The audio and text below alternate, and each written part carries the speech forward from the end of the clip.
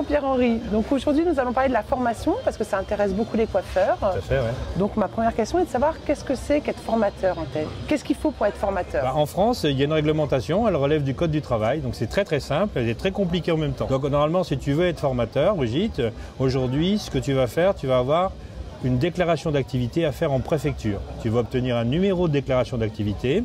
Ça va te permettre de commencer en fait ton activité de formateur en proposant des stages de formation à donc des stagiaires. Première chose. Depuis tout récemment, depuis 2 ans, tu as la nécessité en fait d'être inscrite sur une plateforme qui s'appelle le Datadoc, qui va permettre en fait de répondre à des critères qualité précis, donc qui relèvent d'un décret. C'est le décret en fait qualité formation. On en entend beaucoup parler, donc qu'est-ce que tu peux nous dire sur le Datadoc en fait? Le Datadoc en fait c'est une plateforme qui a été créée en fait par les OPCA, tu sais les financeurs de la formation qui ont voulu s'assurer que les personnes qui feront appel à eux pour des financements pourront répondre à des critères qui sont dans ce décret justement.